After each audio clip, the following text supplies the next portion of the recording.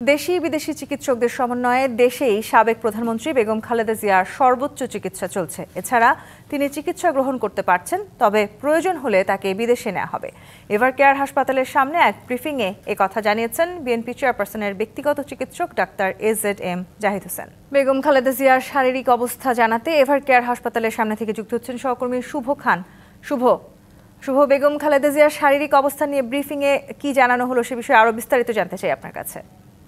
জি তন্নি, আপনি যেমনটি বলছিলেন যে আসলে আজকে কিন্তু 7টার সময় এই ব্রিফিংটা হওয়ার কথা ছিল, কিন্তু ব্রিফিংটা মাত্রই শেষ হলো। এই ব্রিফিং থেকে যে বিষয়টি উঠে আসলো যে এভারকেয়ার হাসপাতালেই বিএনপি চেয়ারপারসন যিনি বেগম খালেদা জিয়া তার সর্বোচ্চ চিকিৎসা দেওয়া হচ্ছে এবং সিসিইউ থেকে তাকে এখন আইসিইউতে আনা হয়েছে এবং দেশের মানুষকে গুজবে কান্না দেওয়ার কথাও বলা হয়েছে। একই সাথে দেশবাসী যেভাবে তার জন্য দোয়া করেছেন সেই দোয়া অব্যাহত চেয়েছেন বিএনপির যিনি চেয়ারপারসনের ব্যক্তিগত চিকিৎসক ডক্টর MZ জাহিদ হোসেন। একই সাথে দেশি বিদেশি যে চিকিৎসকদের যে নিবিড় তৎপরতা বা নিবিড় পরামর্শ, সেই পরামর্শে কিন্তু বিএনপি চেয়ারপারসন বেগম খালেদা জিয়া আগের থেকে একটু উন্নতি হয়েছে বলেও কিন্তু তিনি জানিয়েছেন এবং বিদেশ নেওয়ার বিষয়টি প্রশ্ন করা হলে তিনি বলেছেন যে বিদেশে নেওয়ার পরামর্শ যদি যারা বিদেশি চিকিৎসক রয়েছেন তারা যদি মনে করেন তাকে বিদেশে নেওয়া হবে, সেক্ষেত্রে বিদেশে নেওয়া হবে, তবে দেশেই তার সর্বোচ্চ চিকিৎসা কিন্তু দেয়া হচ্ছে। একই সাথে গুজবে কান্না দেওয়ার কথা বলা হয়েছে এবং তার জন্য দোয়া করার কথা বলা হয়েছে বলেছেন ডক্টর MZ জাহিদ হোসেন। সর্বশেষ যদি বলি যে তিনি তার কথায় উঠে এসেছে যে বিএনপি চেয়ারপারসনের আগের থেকে শারীরিক অবস্থা একটু উন্নত হয়েছে এবং তাকে সিসিইউ থেকে আইসিইউতে আনা হয়েছে এবং দেশবাসী যেন তার জন্য দোয়া করেন সেই প্রত্যাশাও জানানো হয়েছে। তন্নি, এই ছিল এভারকেয়ারের সামনে থেকে। ধন্যবাদ শুভ আপনাকে। ভোটের শরিকদের ধানের শীষ প্রতীক দিতে চায় বিএনপি, আর সে কারণেই জোটের প্রতীক সংক্রান্ত হাইকোর্টের চলমান মামলায় পক্ষভুক্ত হওয়ার আবেদন করবেন বিএনপি মহাসচিব। বৃহস্পতিবার মির্জা ফখরুল ইসলাম আলমগীরের পক্ষে হাইকোর্টে এই আবেদন করা হবে বলে ডিবিসি নিউজকে জানিয়েছেন জাতীয়তাবাদী আইনজীবী ফোরামের সভাপতি অ্যাডভোকেট জয়নুল আবেদিন। জানান, গত 1 ডিসেম্বর নির্বাচনে নিবন্ধিত একাধিক দল জোটভুক্ত হলেও নিজ নিজ দলের প্রতীকে ভোট করতে হবে। গণপ্রতিনিধিত্ব আদেশে সংশোধিত এমন বিধান প্রশ্নে রুল দেয় হাইকোর্ট। সংশোধিত গণপ্রতিনিধিত্ব অধ্যাদেশের ওই বিধান সংবলিত 9 অনুচ্ছেদ সংবিধানের 28, 38 ও 39 অনুচ্ছেদের সঙ্গে সাংঘর্ষিক হওয়ায় কেন অসাংবিধানিক ঘোষণা করা হবে না সেই ব্যাখ্যা চেয়ে রুল জারি করা হয়। আইন সচিব, নির্বাচন কমিশন ও প্রধান নির্বাচন কমিশনার সহ বিবাদীদের 10 দিনের মধ্যে রুলের জবাব দিতে বলা হয়েছে। নতুন ওই বিধান যুক্ত করে 3 নভেম্বর আরপিও সংশোধন অধ্যাদেশ জারি করেছিল অন্তর্বর্তী সরকার। আগে কোনো রাজনৈতিক দল জোটভুক্ত হয়ে নির্বাচনে অংশ নিলে জোটের শরিক যে কোনো দলের প্রতীকে প্রতিদ্বন্দ্বিতা করার সুযোগ পেত। ওই বিধান সংবলিত অধ্যাদেশের 9 অনুচ্ছেদের বৈধতা চ্যালেঞ্জ করে জাতীয়তাবাদী গণতান্ত্রিক আন্দোলনের NDM মহাসচিব মোমিনুল আমিন আগামী ত্রয়োদশ জাতীয় সংসদ নির্বাচনকে সামনে রেখে বিএনপির সাথে আসন ভাগাভাগি নিয়ে টানাপোড়েনের মধ্যেই জরুরি বৈঠক করেছে 12 দলীয় জোট নেতারা। বুধবার সন্ধ্যায় রাজধানীর তোপখানা রোডের বাংলাদেশ শিশু কল্যাণ পরিষদ মিলনায়তনে বৈঠকে বসেন নেতারা। বৈঠকে নাগরিক ঐক্যের সভাপতি মাহমুদুর রহমান মান্না, গণসংহতি আন্দোলনের প্রধান সমন্বয়ক জুনায়েদ সাকি, বিপ্লবী ওয়ার্কার্স পার্টির সাধারণ সম্পাদক সাইফুল হক সহ অন্য নেতারা উপস্থিত ছিলেন। এই সময় বিএনপির সাথে আসন ভাগাভাগি নিয়ে হতাশা প্রকাশ করে মাহমুদুর রহমান মান্না জানান, 12 দলীয় জোট বিএনপির সাথে ঐক্য গড়ে নির্বাচনে অংশগ্রহণের যে আশা আকাঙ্ক্ষা ছিল শেষ পর্যন্ত তার প্রতিফলন ঘটেনি। অন্তর্বর্তী সরকারের উপদেষ্টার পদ ছাড়লেন আসিফ মাহমুদ, সজীব ভুঁইয়া ও মাহফুজ আলম। তফসিল ঘোষণার সাথে সাথে কার্যকর হবে পদত্যাগপত্র গ্রহণ করে প্রধান উপদেষ্টা আশা করেন ভবিষ্যতেও গণতান্ত্রিক উত্তরণ ও বিকাশে তারা সক্রিয় ভূমিকা রাখবেন। এদিকে আসিফ মাহমুদ জানিয়েছেন, তিনি কোন দল থেকে নির্বাচন করবেন তা আগামী 2-1 দিনের মধ্যেই পরিষ্কার করা হবে। তবে ভোটে অংশ নেওয়ার এখনও কিছু জানাননি মাহফুজ আলম। অন্তর্বর্তী সরকারের উপদেষ্টাদের মধ্যে ছাত্র প্রতিনিধি 2 জনের একজন আসিফ মাহমুদ সজীব ভুঁইয়া নির্বাচনে অংশ নেওয়ার বিষয়ে ইঙ্গিত দিয়েছিলেন আগেই। স্থানীয় সরকার উপদেষ্টা আসিফ মাহমুদ এবং তথ্য ও সম্প্রচার উপদেষ্টা মাহফুজ আলম বুধবার পদত্যাগ করতে যাচ্ছেন। এমন গুঞ্জনের মধ্যেই বিকেলে জরুরি সংবাদ সম্মেলনে আসেন আসিফ মাহমুদ। জানান, তার পদত্যাগের বিষয়ে জানানো হবে প্রধান উপদেষ্টার দপ্তর থেকে। এই বিষয়ে ফার্দার কোনো ইনফরমেশন দেওয়ার সুযোগ আমার নেই। এটা আমাদের মাননীয় প্রধান উপদেষ্টার দপ্তর থেকে আপনাদেরকে জানিয়ে দেওয়া হবে। সন্ধ্যায় আসে অন্তর্বর্তী সরকার থেকে 2 উপদেষ্টার পদত্যাগের খবর। নির্বাচন করবেন আসিফ মাহমুদ, তবে স্বতন্ত্র নাকি এনসিপিতে যোগ দিয়ে তা এখনো জানাননি। এদিকে ঢাকা 10-এ প্রার্থীও দেয়নি এনসিপি। আমি নির্বাচন করব, এটা স্পষ্টভাবেই বলা যায়, কিন্তু কোথায় করব, কোন দল থেকে করব, সেটা পরবর্তী ডিসকাশন। ধোঁয়াশা রাখছি না এ বিষয়ে, আসলে সত্যিকার অর্থেই কোনো সিদ্ধান্ত হয়নি এখনো। এদিন বিকেল 5টায় প্রধান উপদেষ্টার কাছে পদত্যাগপত্র জমা দেন 2 উপদেষ্টা। পরে রাষ্ট্রীয় অতিথি ভবন যমুনার সামনে প্রেস উইংয়ের ব্রিফিংয়ে জানানো হয় তফসিল ঘোষণার সাথে সাথে কার্যকর হবে 2 জনের পদত্যাগপত্র। তাদের পদত্যাগপত্র এফেক্টিভ হবে হচ্ছে ইলেকশন তফসিল ঘোষণার সাথে সাথে। এখন ইলেকশন তফসিল ঘোষণা যদি কালকে সকালে হয়ে যায় তাহলে তো ওনারা পারবেন না, আর যদি এটা পরে হয় তাহলে ওনারা থাকতে পারবেন। এটাই আমি যেটুকু জানি আর কি। আগামীতে বৃহত্তর পরিমণ্ডলে তারা আরও বড় অবদান রাখবে বলে আশার কথা জানান প্রধান উপদেষ্টা।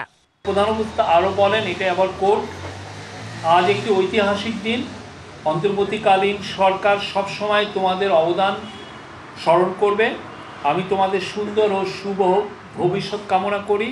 মাহফুজ আলম পদত্যাগ করলেও নির্বাচনে অংশ নেয়ার বিষয়ে স্পষ্ট করেননি। তবে লক্ষ্মীপুর 1-এ এনসিপি এখনো প্রার্থী ঘোষণা করেনি। ছাত্র জনতার গণ অভ্যুত্থানের মুখে 2024 সালের 5ই আগস্ট আওয়ামী লীগ সরকারের পতনের পরপরই 8ই আগস্ট ডক্টর মোহাম্মদ ইউনূসের নেতৃত্বে অন্তর্বর্তী সরকার গঠিত হয়। এতদিন উপদেষ্টা পরিষদের সদস্য প্রধান উপদেষ্টা সহ 23 জন ছিলেন। তাদের মধ্যে 2 জন ছাত্র প্রতিনিধি পদত্যাগ করলেন। Farhana Juthi, DBC news, Dhaka. যারা সংস্কারের পক্ষে তাদের নিয়ে নির্বাচনী জোট করবে তরুণদের দল জাতীয় নাগরিক পার্টি এনসিপি, আর বিএনপি জামায়াত সহ বিভিন্ন দলের যারা বিদ্রোহী তবে সংস্কারের পক্ষে তাদের ত্রয়োদশ জাতীয় নির্বাচনে প্রার্থী করতে চায় দলটি। প্রাথমিকভাবে নির্বাচনের জন্য 125 জনের নাম ঘোষণা করে জানালেন এনসিপির নেতারা।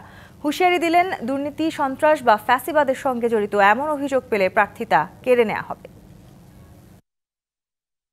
এবারের জাতীয় সংসদ নির্বাচনে এনসিপির আহ্বায়ক নাহিদ ইসলাম লড়বেন ঢাকা 11 আসনে, আক্তার হোসেন রংপুর 4, সার্জিস আলম পঞ্চগড় 1, হাসনাত আবদুল্লাহ কুমিল্লা 4। ঢাকা 18 থেকে নির্বাচন করবেন নাসির উদ্দিন পাটোয়ারি। ঢাকা 9 আসনে নির্বাচন করবেন তাসনিম জারা। আব্দুল হান্নান মাসউদ লড়বেন নোয়াখালী 6 আসন থেকে।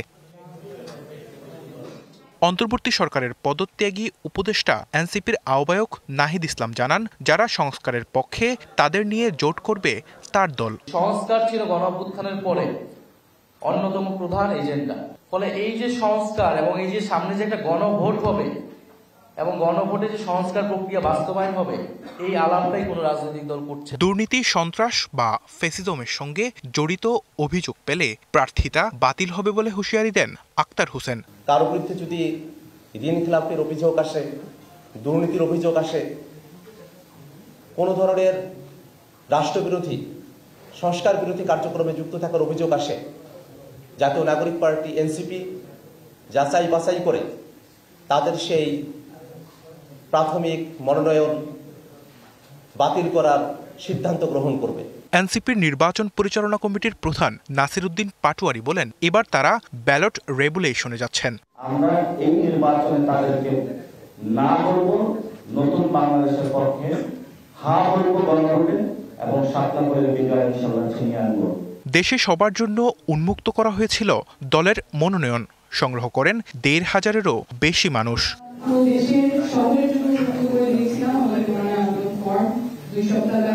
বিএনপি জামায়াতে ইসলাম থেকে যারা মনোনয়ন পাবেন না, তারা যদি সংস্কারের পক্ষে অবস্থান নেন, তাদের দলের প্রার্থী করতে চায় এনসিপি।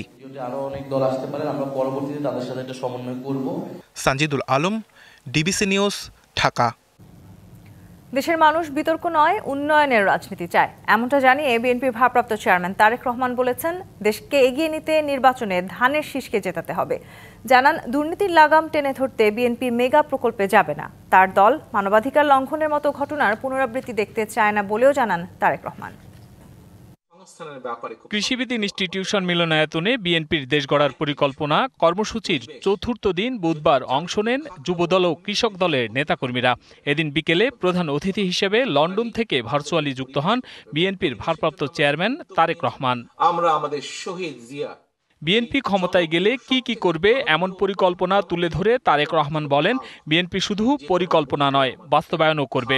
আমরা কোনো মেগা প্রজেক্টে যাব না, কারণ আমরা দেখেছি মেগা প্রজেক্ট মানে মেগা দুর্নীতির বিরুদ্ধে আমাদেরকে দুর্নীতির লাগাম টেনে ধরতে হবে। আমরা রাষ্ট্রের অর্থ, জনগণের অর্থ আমরা খরচ করব জনগণের শিক্ষার পিছনে, জনগণের স্বাস্থ্যের পিছনে, জনগণের হিউম্যান ডেভেলপমেন্টের, রিসার্চ ডেভেলপমেন্টের পিছনে আমরা খরচ করব।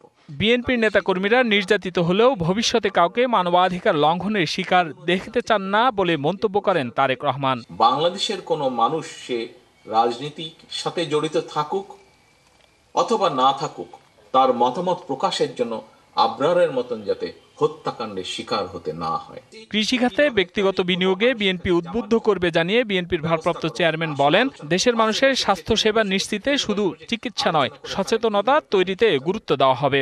ধানের শীষকে জিতাতে হবে, এর কোনো বিকল্প নাই। ধানের শীষকে জিতানোর মাধ্যমে জনগণের যে পরিকল্পনা, জনগণের পক্ষের যে পরিকল্পনা, সেটিকে বাস্তবায়ন করতে হবে, এর কোনো বিকল্প নাই। Hasan Al Mamun, DBC news, Dhaka. নির্বাচনে দুর্নীতিগ্রস্ত প্রার্থীদের আমলনামা দেখে লাল কার্ড দেখানোর আহ্বান জানিয়েছেন জামায়াতের সেক্রেটারি জেনারেল মিয়া গোলাম পরওয়ার। সকালে খুলনার ডুমুরিয়া উপজেলার শরফপুর ইউনিয়নে সড়ক দুর্ঘটনায় নিহত সজীব রায়ের পরিবারের সঙ্গে দেখা করে এ আহ্বান জানান তিনি।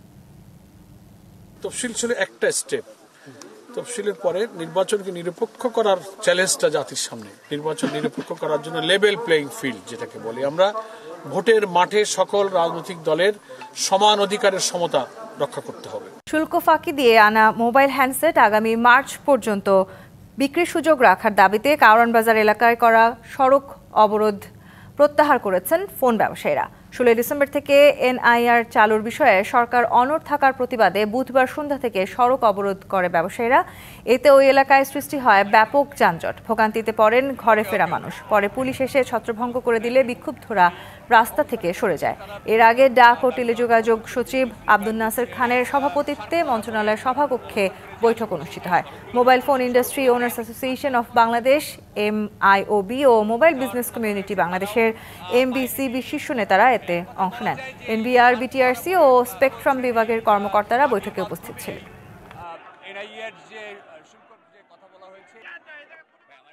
57% ট্যাক্স, এটা শুধু আমাদের জন্য না, সারা বাংলাদেশের জনগণ যারা আছে সবার জন্য বলতেছি। আমরা 57% ব্যাট কেন দিব ভাই? আমরা আমাদের টাকা দিয়ে ফোন কিনবো, এটা এজ এ জনগণ হিসেবে আমরা চাই ব্যাট থাকবে, কিন্তু যৌক্তিক থাকবে। আমরা 10% 15% করতে পারি, তার মানে 57% এটা অযৌক্তিক, এটা জনগণের জন্য অযৌক্তিক।